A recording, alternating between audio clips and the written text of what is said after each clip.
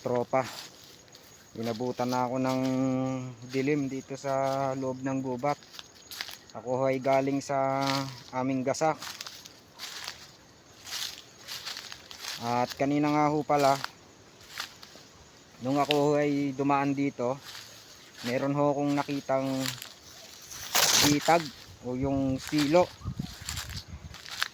At ito ay mayroong huling, di ko malaman kung musang o alamid. Papakita ko ho sa inyo para comment nyo na lang kung ano yung, kung anong klaseng hayop ito. Pero ito ho ay patay na. Hindi ko rin ho malaman kung kaninong silo, kasi yung lubid na ginamit may katabaan na kulay orange. Ngayon ay ipapakita ko sa inyo. Dine ko nakita ba yun, no? Ito, ayun yung tali nya, oh. Ito yung tali. Ayan, na matabang tali siya, oh. Hindi ko malaman kung ito ay panlabuyo o pang ano talaga, pang musang lang. Ayan kanyang tali, o kung kanino man ho ito. Mapanood nyo itong aking video, may huli yung musang yan. At ini, sayang lang ho yung inyong huli, hindi nyo pinandaw yung inyong bitag. May nahuli, patay. Ito ay nadaanan ko lang kanina, bayan. Ayan ho, musang. Hindi ko malaman kung ito ay ano musang o alamid. Ayan ho yung, ito ho siya. Yan, dito siya nahuli sa may bewang. Tapos ito yung lubid na gamit. Ito ho kasi ay sagingan din, yung paligid na yan.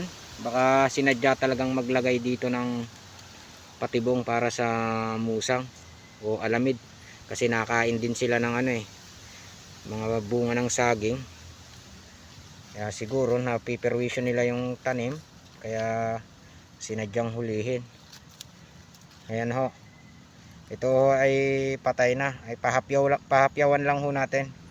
Ayan ho, hindi ko malaman kung yan ho ay musang o alamid. Paki-comment nyo na lang. Ito yung kanyang buntot, kahawa naman. Ayan ho yung kanyang buntot.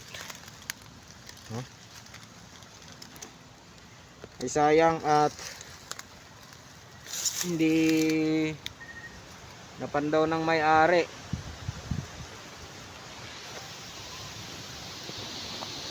Mabaite, kung mapanood mo yung aking video, ayan, na itong silo nasa tabi ng malaking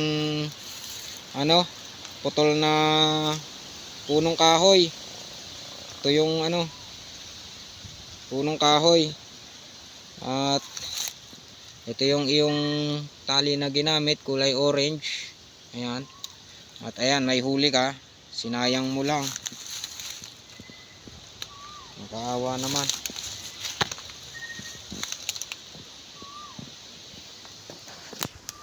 Sayang, sa susunod ho, kung kayo ay magsisilo, ay siguraduhin nyo inyong mapapandaw at gawa ng sayang.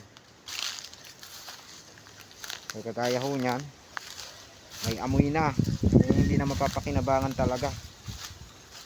Ako uuwi na at makikita nyo naman, talagang inabutan na ako ng dilim dito sa gubat. Wala pa naman ho akong kasama.